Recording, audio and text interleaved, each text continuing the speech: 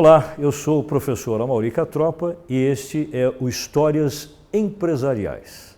Cada semana eu trago para você um case real de empresas em seus mercados, com seus produtos e as suas marcas. Uma ilustração de como estratégias empresariais corporativas explicam conceitos acadêmicos teóricos. O assunto nosso de hoje, sob o aspecto teórico, chama-se as incongruências. Nós vamos explicar o que é isso daqui a pouquinho. Mas para ilustrar, eu trouxe uma história empresarial que se passa nos Estados Unidos, se refere a um produto que é um lenço de papel, né? E a marca especificamente é a Kleenex, né? Hoje, o case dos lenços de papel. Vamos primeiro falar um pouquinho sobre o que significa esse conceito de incongruências, né? Quando a gente pensa no planejamento corporativo e imagina que a empresa deva supor qual é a demanda da sua clientela, muitas vezes quando ela entra no mercado, ela tem uma surpresa. A surpresa é a própria incongruência, onde a realidade efetiva muitas vezes conflita, se choca com a realidade presumida pela empresa no seu planejamento. Às vezes até encontrando uma situação que se antepõe ao que ela havia planejado. Vamos ver especificamente o que aconteceu nessa história. A empresa sobre a qual nós vamos falar hoje é a Kimberly-Clark. Essa empresa, quando foi fundada, essa imagem mostra a época da sua criação, o ano foi 1872, nos Estados Unidos, ela se estabeleceu para realizar um trabalho de produção de matéria-prima e não de produto acabado.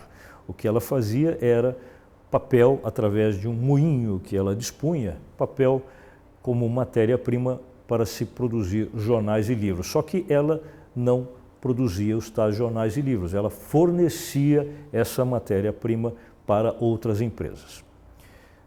A partir de um certo momento, essa empresa percebeu que a margem de lucro que ela tinha vendendo matéria-prima era muito menor do que a margem de lucro de quem dela comprava e fazia produtos acabados. Então, ela começou a planejar a participação dela no mercado de bens de consumo para o cliente final.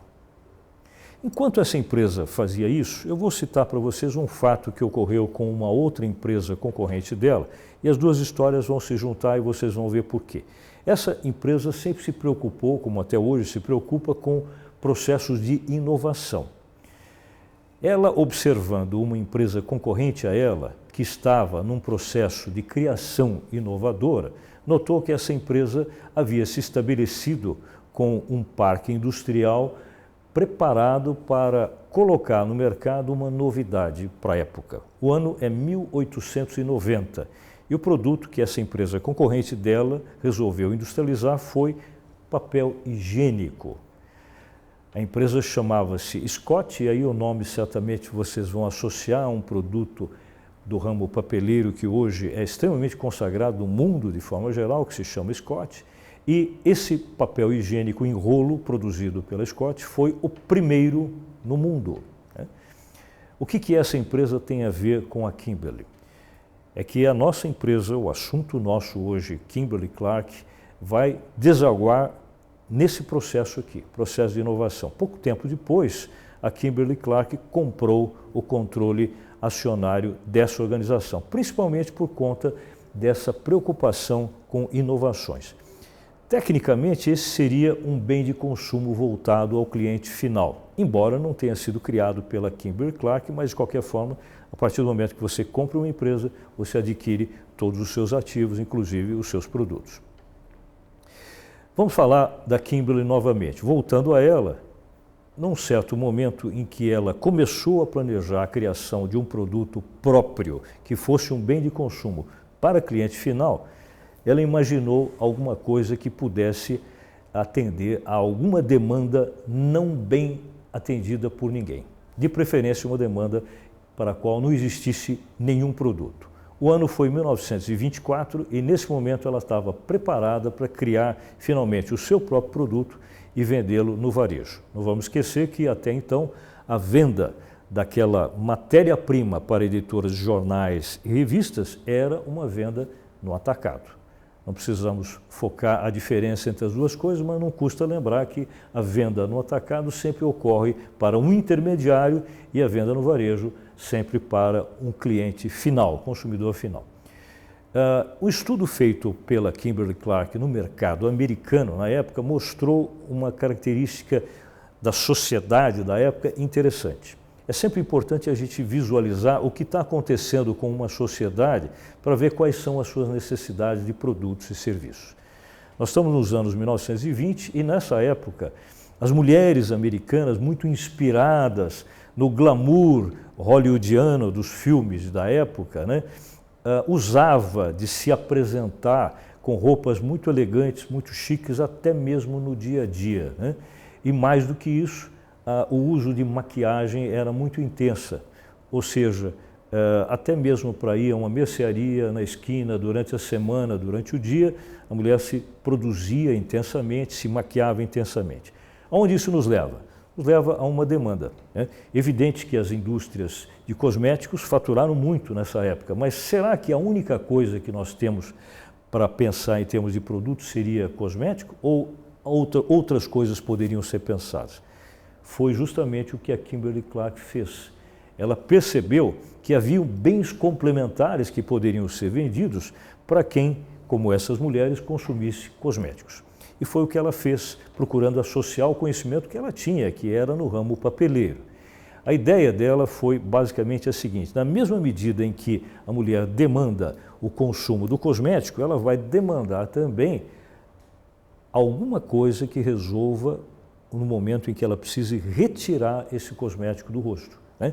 Ou seja, para facilitar a retirada da maquiagem, a mulher precisava ter algum lugar próximo onde tivesse espelho, água corrente, tivesse cremes, tivesse óleos, tivesse algodão, tivesse toalhas, enfim, um conjunto de coisas muito complicado de se portar numa bolsa feminina. Foi então em que a Kimberly-Clark imaginou que podia criar um produto que, de uma forma objetiva, resolvesse tudo isso através de um único item. E foi o que ela fez. Ela criou, a partir dessa ideia, um lenço que, na verdade, seria um papel absorvente, né? Esse era o produto, e desenvolveu para ele um design todo voltado ao mercado feminino, né? Essa aqui é a imagem do produto criado na época. Observe que as embalagens são cor-de-rosa, né? Tipicamente uma cor voltada ao mercado feminino, e notem as fontes literais, né? Essas fontes literais com letras finas representam um apelo à delicadeza, né? Isso significa pensar num público-alvo tipicamente feminino, né? Cor da embalagem, fontes literais. Essa foi a ideia e esse produto foi colocado no mercado assim. Mas vamos falar um pouquinho mais sobre a estratégia de negócios do lançamento do Kleenex, né? Um outro cuidado que a empresa teve também foi o seguinte: isso que vocês estão vendo aqui são matérias publicitárias publicadas em revistas femininas, evidentemente, americanas, onde a preocupação da Kimberly-Clark era explicar como é que funcionava a utilização desse tipo de lenço de papel, né? Então, a mídia revistas femininas, uma vez que nos anos 1920 ainda não se tinha TV, cinema não era propriamente a mídia mais adequada para isso, o rádio tinha o inconveniente de não ter a imagem, né? Então a escolha foi a da revista ou das revistas femininas, né? Aqui vocês veem imagens de mulheres usando o Kleenex e o texto explicando como fazer. Essa foi a ideia da mensagem publicitária ou das mensagens publicitárias usadas para o produto na época nos Estados Unidos. Um outro ponto interessante é que, ao criar-se uma embalagem, já que o produto era inovador, a embalagem teria que ser também. Essa embalagem da época, aqui vocês estão vendo um comercial específico feito para o lançamento do produto, mostra uma ideia que hoje é utilizada, extremamente utilizada por tudo quanto é produto congênere. Até mesmo guardanapos desses de lanchonete se usa o mesmo método, que é aquele em que você junta a duas folhas de papel dobradas, uma na outra, e quando você puxa uma delas, a outra se levanta e facilita a retirada do próximo item de que você necessita. Então, essa ideia da criação desse sistema funcionou extremamente bem. Foi uma inovação além da própria inovação do produto. Mas mais importante que isso era a questão da portabilidade. Se você observar bem naquela imagem que está ali, você vai ver que o produto foi feito, ou melhor, a caixa do produto, né, para que coubesse adequadamente numa bolsa feminina, né? Então, uma série de cuidados desde a criação do produto, passando pela demanda que o antecedia. Lembre sempre que nunca se cria um produto sem antes conhecer qual a demanda que ele deve atender. Até mesmo detalhes sobre a forma de fazer a publicação em revistas, ou seja, material publicitário, e até mesmo o formato da embalagem. Tudo isso feito, produto definido, colocado no mercado, de repente aconteceu um ponto importante.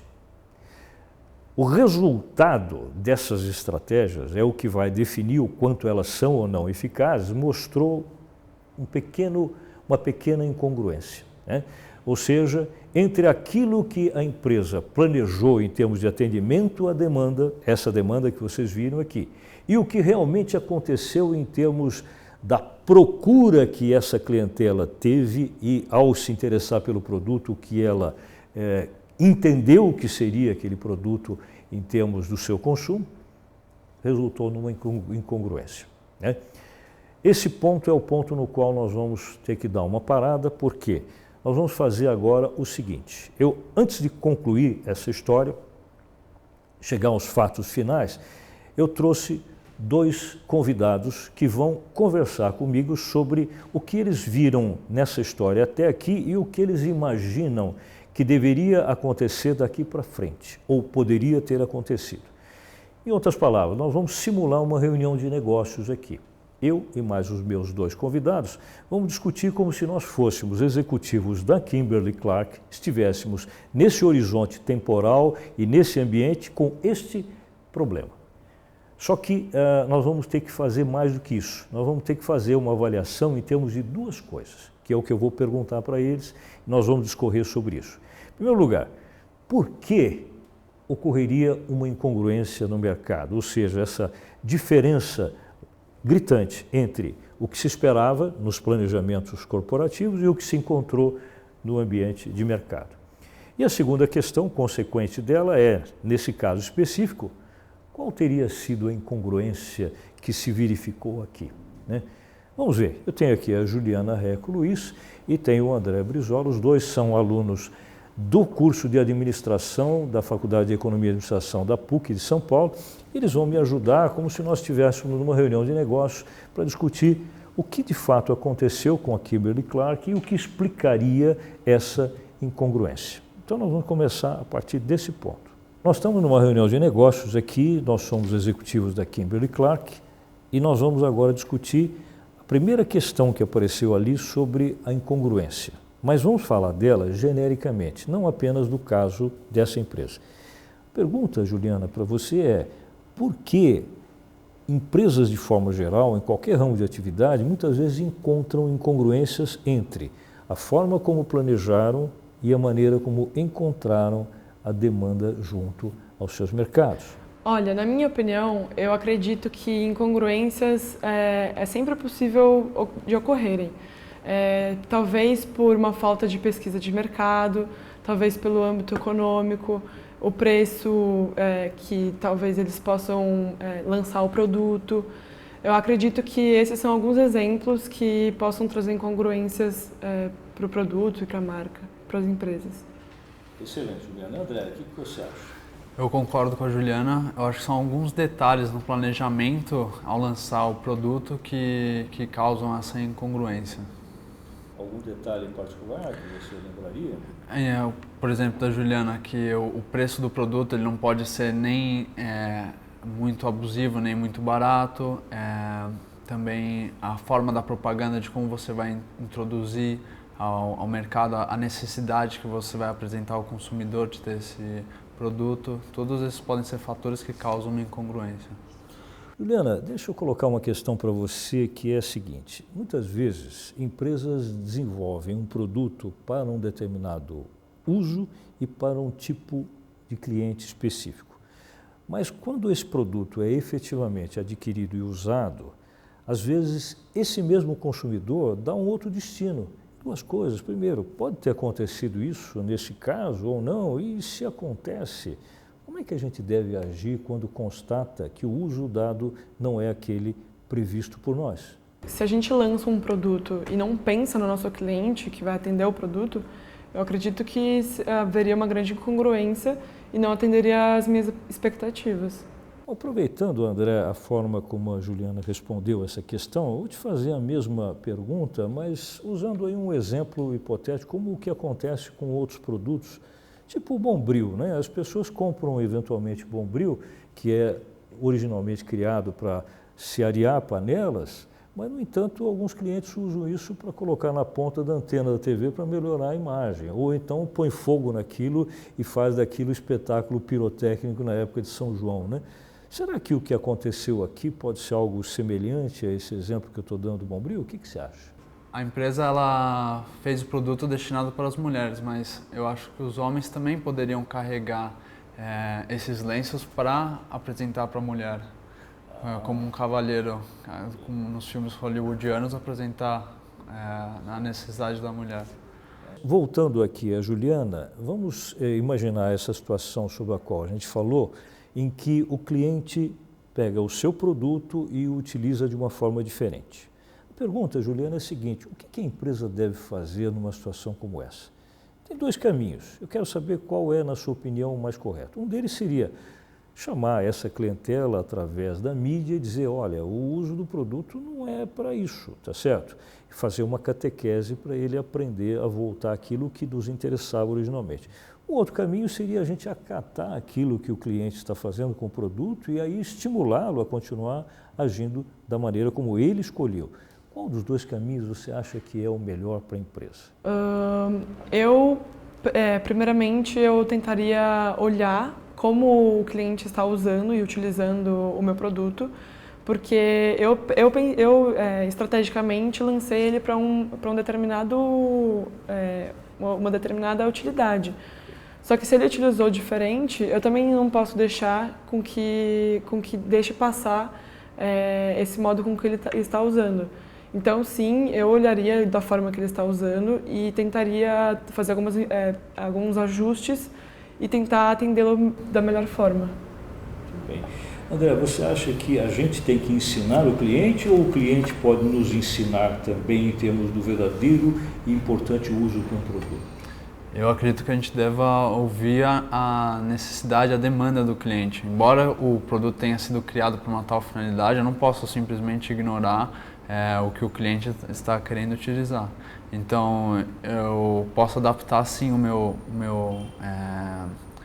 produto para a necessidade que o cliente está utilizando. Agora, Juliana, vamos imaginar que a incongruência seja numérica.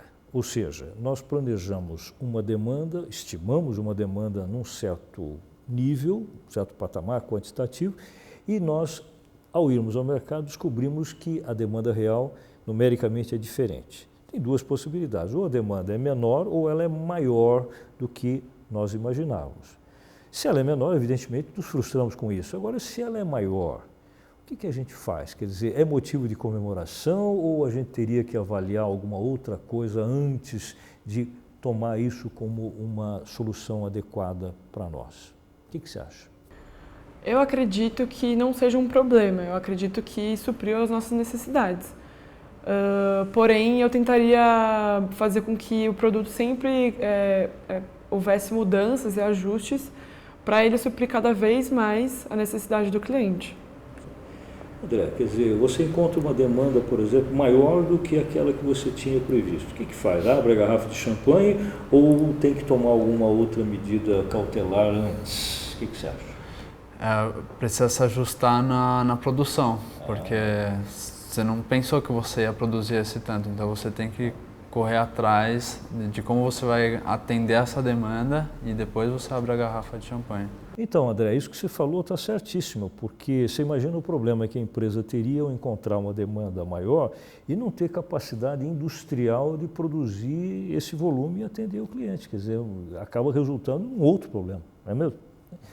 Ótimo, então, mediante a conversa que eu tive com vocês dois, agora é o momento da gente ver o que realmente aconteceu. Quais foram as decisões que a empresa de fato tomou? Eu vou mostrar para vocês, a partir dessas duas indagações, ou seja, qual deveria ser a posição que a empresa teria tomado, né? E por que genericamente e especificamente ocorrem incongruências, né? Então nós vamos ver justamente esse aspecto agora. Como a Juliana havia lembrado, é necessário sempre se fazer uma pesquisa de mercado para saber o que realmente aconteceu. E foi feita. E a pesquisa mostrou a incongruência dessa forma. Essa diferença entre o planejado e o observado estava justamente focando a ideia de que a demanda em termos quantitativos do produto era muito maior do que se imaginava. Ótimo, como diz aí o André, a gente podia abrir a garrafa de champanhe, mas antes disso, vamos dar uma olhadinha no porquê isso aconteceu. Mesmo quando o resultado é bom, a gente tem que procurar saber o porquê ele é tão bom assim. Isso foi feito. E aí vejam vocês, a explicação da incongruência observada naturalmente através de pesquisa foi muito simples. A clientela, os consumidores de forma geral, estavam consumindo intensamente o produto, mas para uma outra aplicação que não era aquela para o qual o produto havia sido criado. Ou seja, o Kleenex estava sendo consumido para isso aqui. Ou seja, a maioria das pessoas que estavam adquirindo o produto estavam usando em substituição ao lenço de tecido para assoar o nariz, num resfriado ou em qualquer momento em que isso fosse necessário. Portanto, não tem a ver com a ideia original para a qual o produto foi criado. A grande questão que eu coloquei, inclusive, para a Juliana, que aparece aqui para nós agora, é o seguinte: como é que a gente deve agir? Vamos corrigir isso aqui, dizer para o cliente que não é para isso que o produto serve, ou vamos nos adaptar e atender a essa demanda de forma específica? A escolha da Kimberly-Clark foi a segunda, ou seja, eles resolveram, mediante isso, naturalmente, adaptar o produto para essa demanda, já que esta parecia ser uma demanda mais importante do que aquela relacionada a se tirar a maquiagem. E assim foi feito. Estou mostrando para vocês aqui algumas campanhas publicitárias feitas em seguida, onde se passou a tratar o uso do Kleenex como se fosse um assunto terapêutico, né? Ou seja, você está resfriado, você usa esse lenço evita que os germes fiquem no lenço de tecido dentro da sua bolsa ou dentro do seu bolso, se fosse o caso, por exemplo, de um homem consumindo, né? Imagens até de enfermeiras, né? Colocando o lenço de papel para uma criança assoar o nariz, né?